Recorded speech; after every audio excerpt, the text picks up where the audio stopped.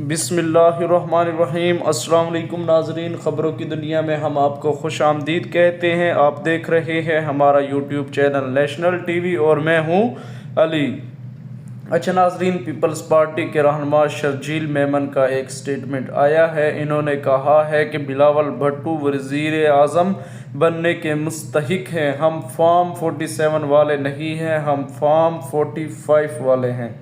अच्छा नाजरीन, यहाँ पर एक और स्टेटमेंट आया है सिंध के वज़ीर तवानाई और पब्लिक हेल्थ सैयद नासिर हुसैन शाह का, वो भी हम आपको पढ़कर सुना देते हैं। सैयद नासिर हुसैन शाह का कहना है कि फॉर्म 47 और फॉर्म 45 की बहुत बातें होती हैं, लेकिन अल्हम्दुलिल्लाह पीपल्स पार्टी के जितने भी लोग यहाँ बैठे हैं वो सब फॉर्म 47 वाले हैं।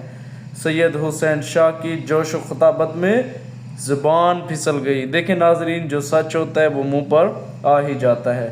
तो उन्होंने ख़ुद ही तस्लीम कर लिया है कि यहाँ पर जो पीपल्स पार्टी के जितने भी रहनुमा बैठे हैं अल्हम्दुलिल्लाह वो सब फॉर्म 47 वाले हैं। जेली MNAs और जेली MPAs बन गए हैं और एस्टेब्लिशमेंट के टाउट बनकर उन्होंने इक़्तिदार हासिल किया है। यहाँ पर सैयद नवीद कमर का भी एक बयान आया है, वो भी हम आपको पढ़कर सुना देते हैं। इन्होंने कहा है कि बजट आ रहा है। देखें नाजरीन, बजट आ रहा है, तकरीबन जून में आता है। अभी ये मार्च शुरू हो गया है, तकरीबन 2-2.5 महीने बाद बजट आ रहा है। तो उन्होंने कहा है कि हुकूमत को बजट में वोट देने का ऑप्शन मौजूद है। अगर हम वोट नहीं देंगे तो यह हुकूमत गिर जाएगी।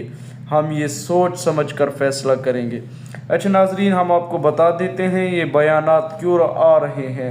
जब इस्लामाबाद में बंद कमरों में ये तय किया गया कि पीपल्स पार्टी और नून लीग जब मिलकर हुकूमत बनाएंगे तो आधे वक्त तक शहबाज शरीफ वज़ीर आज़म होगा और आधे वक्त के बाद बिलावल को वज़ीर आज़म बना दिया जाएगा।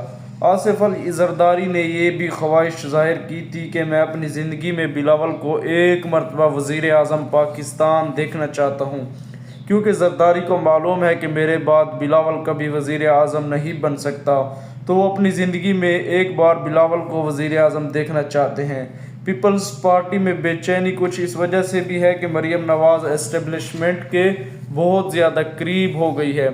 जिस तरह आर्मी चीफ और मरीम नवाज़ एक साथ हर इवेंट में हिस्सा ले रहे हैं, तो पीपल्स पार्टी को ये फ़िक्र लग गई कि हमारे साथ धोखा ना हो जाए और मरीम नवाज़ को वज़ीर आज़म पाकिस्तान ना बना दिया जाए। अच्छा नाजरीन, यहाँ पर एक और बड़ी अहम ख़बर है और ये ख़बर एक ख़ातून के हवाले से है। ये ख़ातून 20 ग्रेड की ऑफिसर थी, इसको ओहदे से फ़ारिग कर दिया गया है। और वजह क्या बनी है कि वज़ीर ख़जाना मोहम्मद औरंगज़ेब के लिए नॉन कस्टम पेड गाड़ी पर झंडा ना लगाने पर ख़ातून को ओहदे से हटा दिया। ख़ातून ने रात गए वज़ीर ख़जाना के लिए गाड़ी पर झंडा लगाने के मिलने वाले हुक्म की हैसियत पर कानूनी सवाल उठाया था। अच्छा नाजरीन, वज़ीर ख़जाना का क्या काम है? लोगों से टैक्स इकट्ठा करना और इससे ज़्यादा से फ़ायदा हासिल करना ताकि मुल्क की मईशत मुस्तहकम हो सके। लेकिन यहाँ पर वज़ीर ख़जाना ऐसी गाड़ी चलाना चाहता है जिसका टैक्स ही नहीं अदा हुआ। तो जब वज़ीर ख़जाना ख़ुद टैक्स नहीं दे रहा तो और कौन टैक्स पे करेगा? ये पाकिस्तान की हालत है, हर कोई लूट मार करने में लगा हुआ है और ये सब एस्टेब्लिशमेंट के टाउट हैं जो पाकिस्तान पर मुसल्लत कर दिए गए हैं।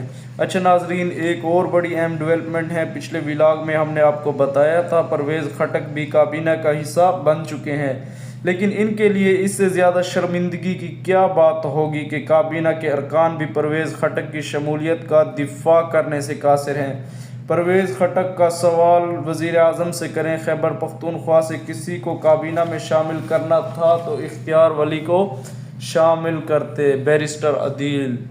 अच्छा नाजरीन, ये परवेज़ खटक पाकिस्तान के वज़ीर दिफा भी रह चुके हैं और खैबर पख्तूनख्वा के वज़ीर आला भी। इनके लिए इससे ज़्यादा शर्मिंदगी की क्या और बात हो सकती है कि इन्होंने नून लीग ज्वाइन की और वो अब इसका दिफा भी नहीं कर पा रहे। एक और बड़ी अहम ख़बर है, ये एस्टेब्लिशमेंट के बिग टाउट मोहसिन नकवी के हवाले से है। मोहसिन नकवी का एक और कारनामा सामने आया है। पहली बारिश में ही कज़ाफ़ी स्टेडियम की तामीर शुदा हिस्से की छतें टुपक पड़ी। अरबों रुपए से बने इस प्रोजेक्ट में कितनी करप्शन हुई होगी। ग्रीन लैंड की तरह पहली बारिश में सब कुछ बह गया। इस खबर पर कितने प्रोग्राम होंगे। अच्छा नाजरीन, जो एस्टेब्लिशमेंट के साथ होता है और जिसने इमरान खान को और इसकी पार्टी को कुचलने के लिए हर हरबा इस्तेमाल किया गया है, तो पाकिस्तान के एस्टेब्लिशमेंट उसके ख़िलाफ़ कोई भी बात न बर्दाश्त करती है और ना ही तहकीक होने देती है।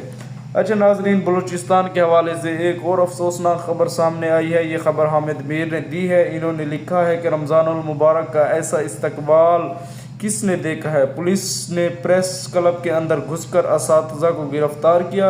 ये नौजवान असातिज़ा हैं, ये एहतजाज कर रहे थे क्योंकि इन्होंने मुकाबले का इम्तिहान पास किया और अदालती फ़ैसलों के बावजूद इन्हें नौकरी नहीं दी गई। ये पाकिस्तान की सूरत हाल है, हर तरफ लूट मार मची हुई है नाजरीन। अच्छा, यहाँ पर एक और बड़ी अहम डेवलपमेंट है। जो लीडर होता है वो बहुत आगे का सोच रहा होता है। जैसा कि नौकरी पेशा शख्स अपनी नौकरी से बाहर नहीं देख सकता, जो कारोबारी आदमी होता है वो अपने फ़ायदे और नुकसान से बाहर नहीं देख सकता। एक सियासतदान अपने इक़्तिदार से बाहर नहीं देख सकता, लेकिन जो लीडर होता है, वैसे तो लीडर दुनिया में बहुत कम होते हैं, लेकिन जो लीडर होता है वो बहुत दूर दूर तक देखता है और वो जिस नज़र से चीज़ों को देखता है वक्त ज़ाहिर करता है कि इसके देखने का एंगल बिल्कुल ठीक था। इमरान खान इस खित्ते में दो अहम मामलात में बहुत ज़्यादा दुरुस्त साबित हुए हैं। एक वो जो इमरान खान ने अफ़गानिस्तान की जंग के बारे में कहा था वो हूबहू वैसे ही साबित हुआ। इमरान खान ने 20 साल पहले कहा था कि अफ़गान जंग का कोई अंजाम नहीं होगा, आपको टेबल पर बैठकर अमेरिका को वहाँ से निकलना पड़ेगा। फिर वैसे ही हुआ। अमेरिका ने जब अफ़गानिस्तान से निकलना चाहा तो टेबल पर बैठकर मामलात को हल किया गया। इसी तरह जो यूक्रेन और रशिया की लड़ाई शुरू हुई तो इमरान खान ने इस पर फैसला किया कि हम न्यूट्रल रहेंगे, हम न रशिया का साथ देंगे और ना ही यूक्रेन का। इमरान खान को पता था इस जंग को जो एस्केलेट करेगा इसका नतीजा कोई नहीं निकलना। मिसाल के तौर पर जो बाइडेन इंतज़ामिया ने चंद ही हफ्तों में बहुत ज़्यादा जंगी साजो सामान फराहम कर दिया और बहुत बड़ी मिकदार में सपोर्ट देना शुरू कर दी और फिर रशिया के मुकाबले में सारे यूरोप के मुल्क इकट्ठे हो गए। अब वहाँ जो लड़ रहे थे वो यूक्रेन के फ़ौजी और कुछ नौजवान थे और कुछ फाइटर को भी पैसा देकर रशिया के ख़िलाफ़ लड़ने के लिए ले जाया गया। अब जो पैसा इस्तेमाल हो रहा था वो यूरोप का और अमेरिका का था। अब रशिया का आप दिफाई बजट देखें तो वो पूरे यूरोप से ज़्यादा है। वैसे यूक्रेनी सदर जब अमेरिका से निकले इसे काफ़ी शर्मिंदगी का सामना करना पड़ा। अब यूरोप के सारे मुल्क यूक्रेन को सपोर्ट कर रहे हैं, लेकिन यूक्रेन को कौन कितना पैसा दे सकता है। अभी हाल ही में बरतानिया ने 2.26 अरब डॉलर का कर्जा दिया है।